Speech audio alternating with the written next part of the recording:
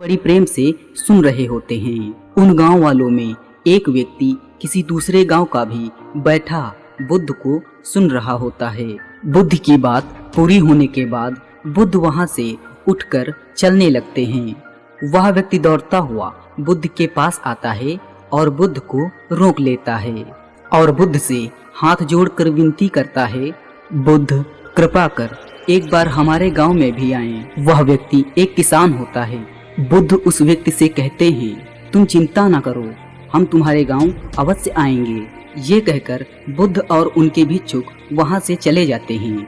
अगले ही दिन बुद्ध और उनके भिक्षुक उस किसान के गांव जाते हैं। बुद्ध को देखते ही सभी गांववासी बुद्ध के पास आते हैं और अपना प्रश्न करने लगते हैं। गांव के सभी लोग बुद्ध के पास आ जाते हैं, पर वह किसान बुद्ध के पास नहीं आता।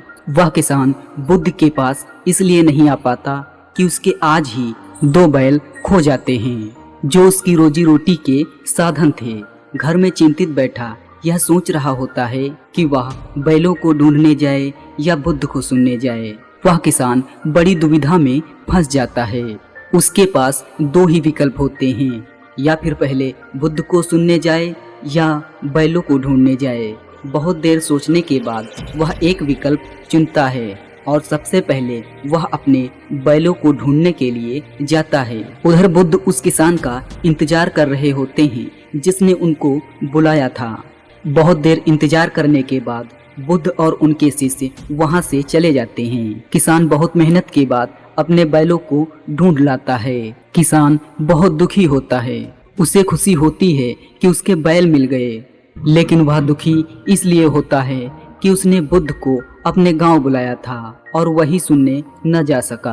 अगले दिन किसान बुद्ध को ढूंढते ढूंढते बुद्ध के पास पहुंच जाता है और वह रोने लगता है। तुम रो क्यों रहे हो बुद्ध? मैंने ही तो आपको अपने गांव में बुलाया था और मैं ही आपसे मिलने न आ सका। हे बुद्ध, कल मेरे दोनों बैल वन में खो गए थे।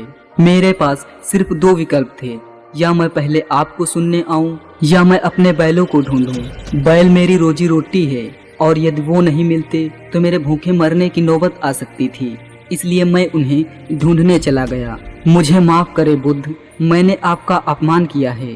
बुद्ध उस व्यक्ति से कहते हैं, यदि तुम उस समय मुझसे पूछते कि तुम्हें क्या चुनना चाहिए तो मैं वही कहता जो तुमने किया है। यदि तुम पहले मुझे सुनने आ जाते तो तुम मेरा एक भी शब्द नहीं सुन पाते।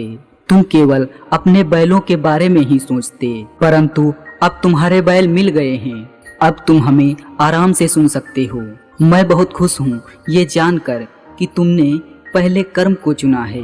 बुद्ध की बात सुन उस किसान के मन से बोझ उतरता है और वह बुद्ध को बैठकर आराम से सुनता है। तो दोस्तों, इस कहानी से हमें यही सीख मिलती है कि किसी भी इम्पोर्टेंट काम को अर्जेंट बनने से पहले करें।